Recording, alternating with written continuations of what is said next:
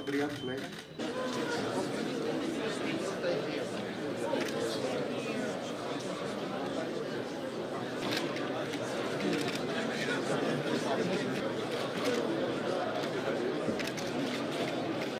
President William Ruto was inaugurated in office on 13 September 2022 on an agenda of bottom-up economic transformation. Embarked on critical institutions, the presidency of the 9th Summit in December 2019, the OACPS has recorded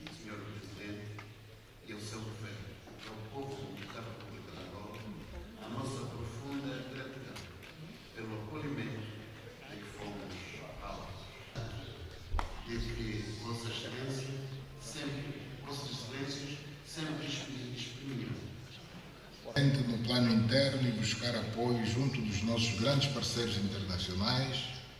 2019, the OACPS has recorded key milestones, notably the adoption of the revised Georgetown Agreement.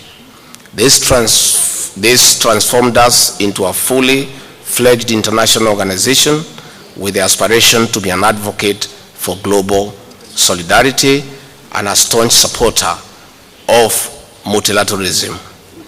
This is further reiterated by implementation of the Nairobi Nguvu ya Pamoja Declaration.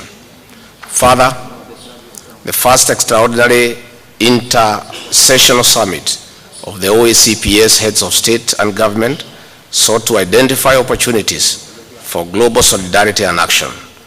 This was in the wake of the socio-economic devastation of the COVID-19 pandemic. Kenya has also remained in the forefront of active, high-level engagement with the European Union to strengthen our partnership. Excellencies, as the presidency of the summit, Kenya pledged to ensure that the vision and goals of OACPS are at the very center of the international engagements and that we become a beacon of hope for multilateralism. This pledge was backed by endorsement of the revised Georgetown Agreement and the Nairobi Nguvu ya Pamoja Declaration, and provided the much-needed impetus for the renewal of the organization. Kenya has lived to this expectation. Aside, we are still faced with many challenges amidst the COVID-19 pandemic, peace and security, and the threat of climate change. Our organization is also facing waning faith in meeting the national interests and aspirations of member states. This, coupled with the current fiscal crisis in the organization, is challenging for the Secretary General to implement the decisions of the member states. Most member states are facing economic downtime, but we must move on. I encourage all of us to strive and meet our financial obligations to enable the Secretariat function effectively. Owing to recent developments, we have had to rethink the political value of our partnership with the European Union. Chief among these are regulations that harm our collective interest, unilateral sanctions, and the delayed signing of the post-Cotonou Partnership Agreement.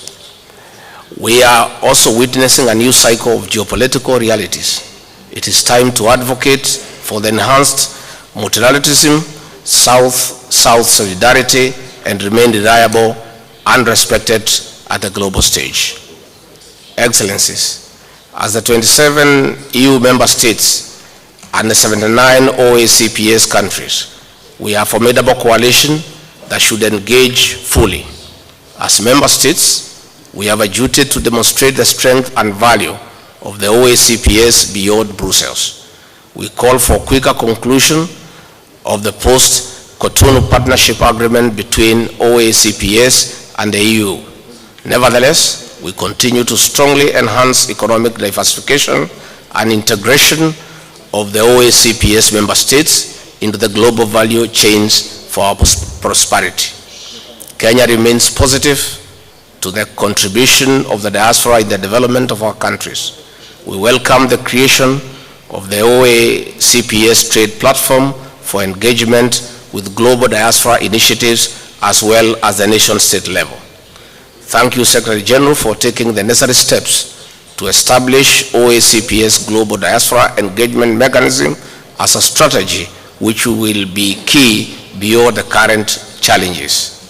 Excellencies, the theme of the 10th Summit, 3 continents, 3 oceans, 1 common destiny, building a resilient and sustainable OACPS is a great breather by member states towards resilience and economic diversification to attain economic independence.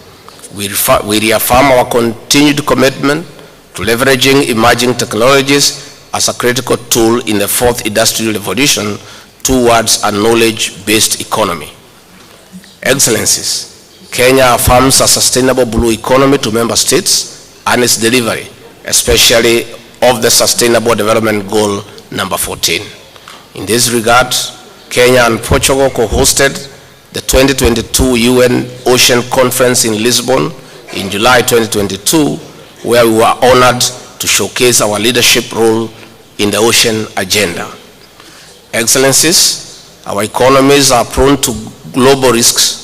The COVID-19 pandemic and the war in Ukraine have amplified poverty level, inequality gaps, and debt burden, particularly among the lower middle income countries, which require adequate physical space.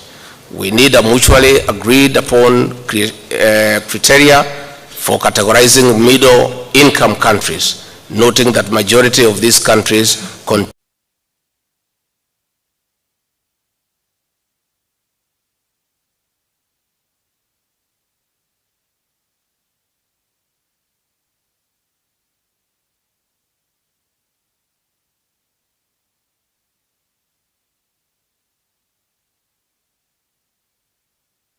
discussions.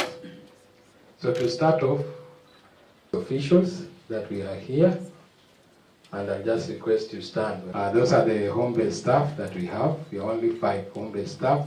We have next to her Mr. Joao Kunga Mayandi, our, and lastly we have again Mr. Alberto Rosario. People have a moment to say remarks, but I'll also introduce first the other officials. I think we have Mr. Onesmus for this engagement.